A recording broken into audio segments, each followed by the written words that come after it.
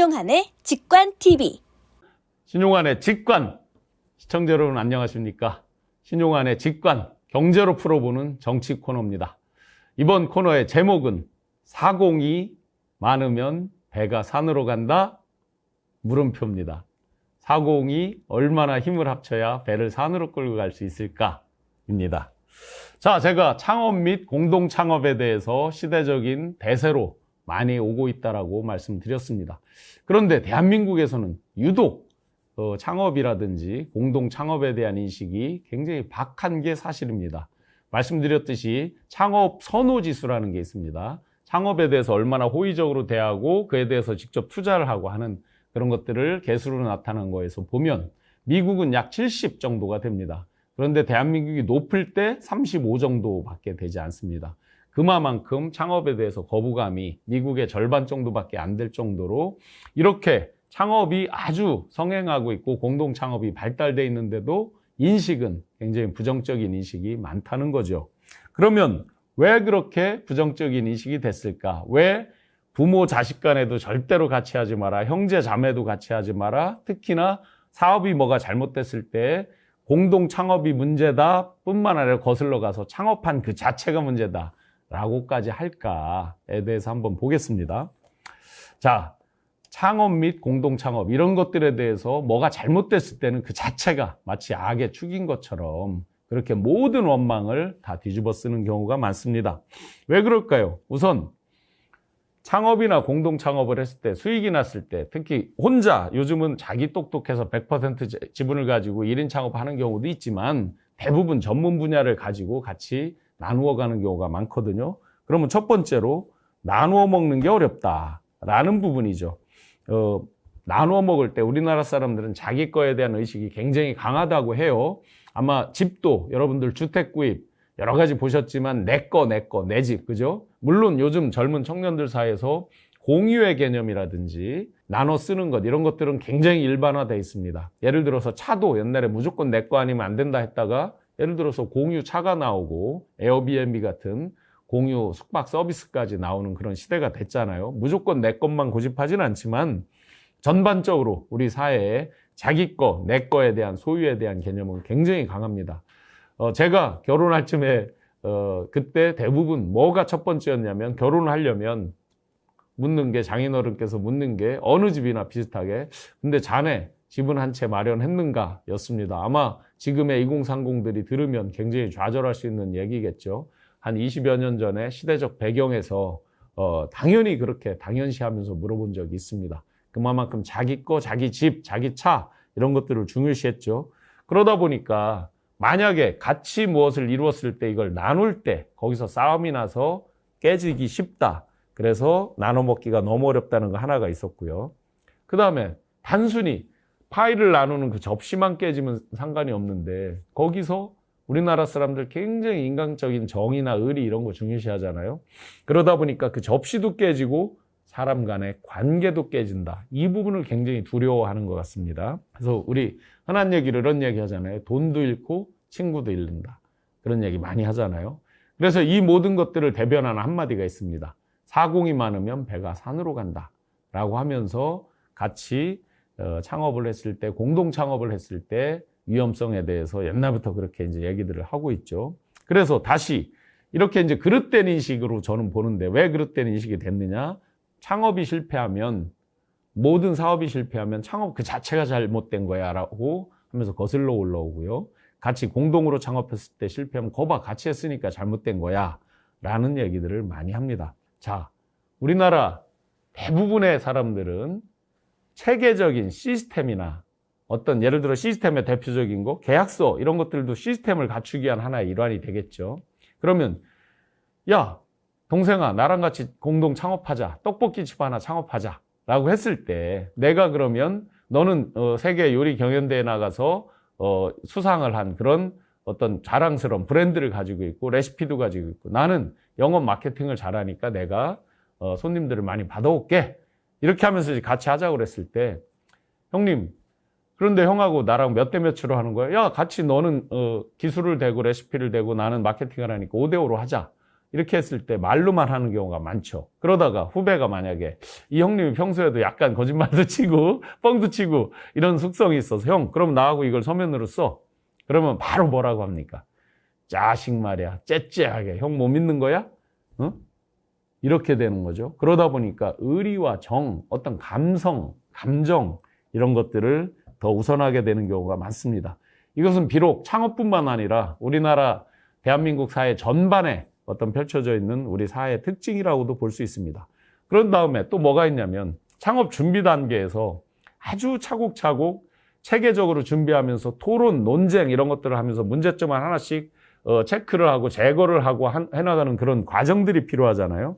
그런데 이런 문제점들을 하나씩 체크하면서 문제점을 제거하긴 토론이나 논쟁 이런 것들은 어쩌면 당연한 거라고 볼 수 있습니다.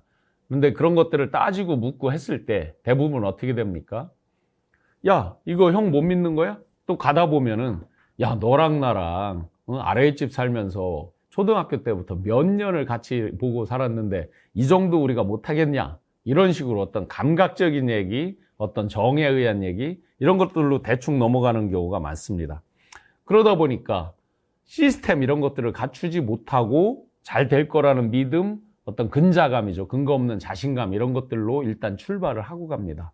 그러다가 어떤 문제에 뻥 부딪힙니다.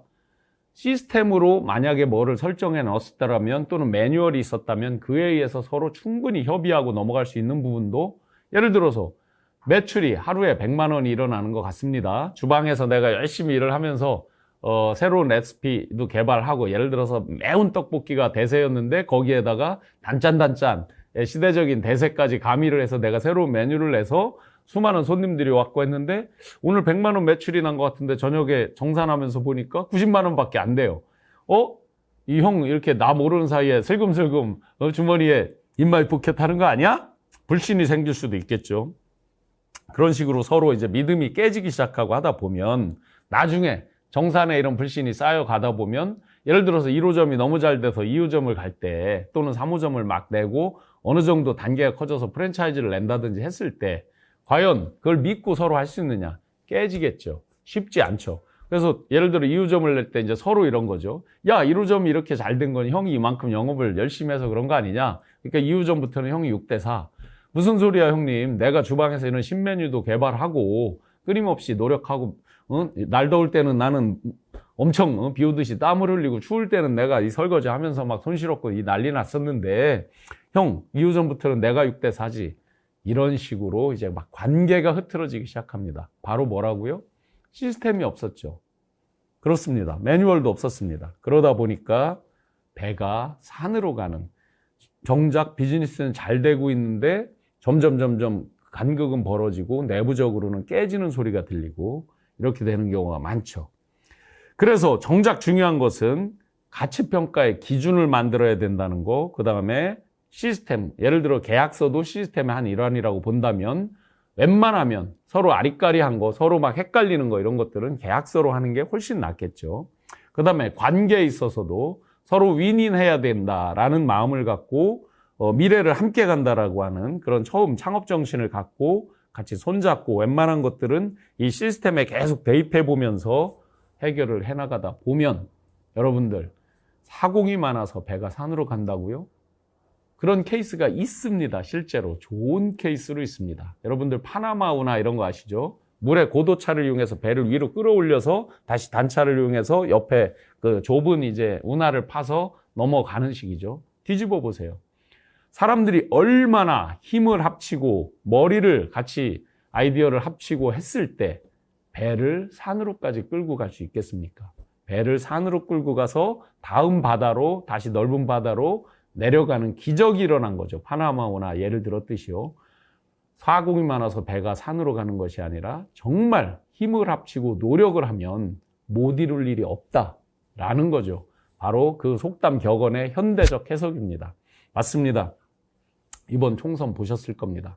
양쪽에 큰 제1당과 제2당의 모습을 보셨을 겁니다. 정부 여당 어땠습니까?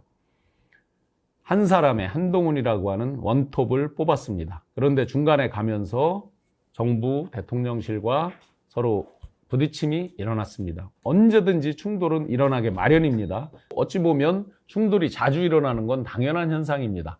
문제는 그것을 해결하는 방식들이죠. 자, 다시 본인들이 공동 운명체로 함께 비즈니스 운명 공동체처럼 정치라는 것도 정치적 미래 운명 공동체라는 의식이 조금이라도 있었다면 사공이 많아서 배가 산으로 가는 것이 아니라 진짜 힘을 합쳐서 배를 산에까지 끌고 가서 더 넓은 태평양 바다로, 대서양 바다로 끌고 나갈 정도의 그런 마음이었다 그러면 충분히 해결할 수 있었을 겁니다.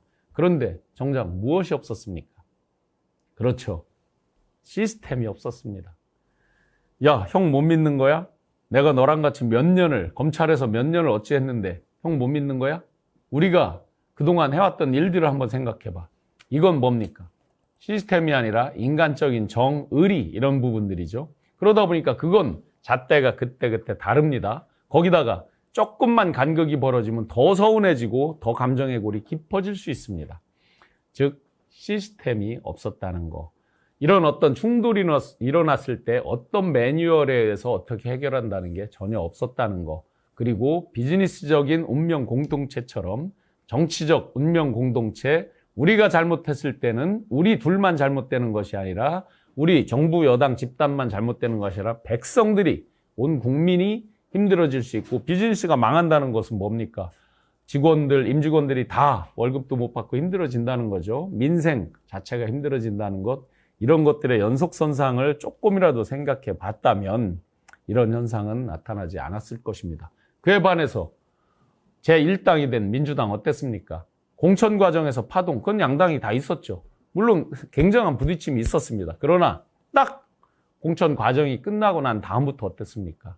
이해찬, 김부겸 등등의 그동안 한 발짝씩 밖에 있었던 분들도 다 들어와서 구심점이 돼주고 이재명 대표가 거기서 혼자 원톱을 고집한 게 아니라 그분들과 역할 분담을 해나가면서 어떤 비즈니스적인 운명 공동체, 정치적 운명 공동체로 국민들에게 제대로 소구를 한 거죠. 민생이 이렇게 피폐화되고 어려운 상황에서 국민들의 마음은 조금이라도 더 우리를 잘 이끌을 것 같은, 조금이라도 더 단결해서 미래를 만들어 나갈 것 같은 세력에게 힘을 몰아주게 된 것이죠. 결론적으로 창업 및 공동 창업 이런 것들에서 비즈니스 실패가 있는 것이 아니라 바로 시스템이 없는 공동 창업 이런 것들의 실패 원인이 있었다. 정치 마찬가지다. 비즈니스적인 운명 공동체처럼 정치적 운명 공동체라는 생각이 조금이라도 있었다면, 그런 시스템을 조금이라도 갖췄었다면 이렇게 괴멸적인 타격을 입지는 않았을 것이다. 오늘 경제로 풀어보는 정치, 창업, 공동창업, 사공이 많아서 배가 산으로 가는 게 아니라 얼마나 힘을 합쳐서 또 아이디어를 합치면 배를 산에까지 끌고 가고 더 넓은 태평양 대서양화로 다시 꺼내놓을 수 있는 것이냐. 신용환의 직관, 경제로 풀어보는 정치였습니다. 고맙습니다.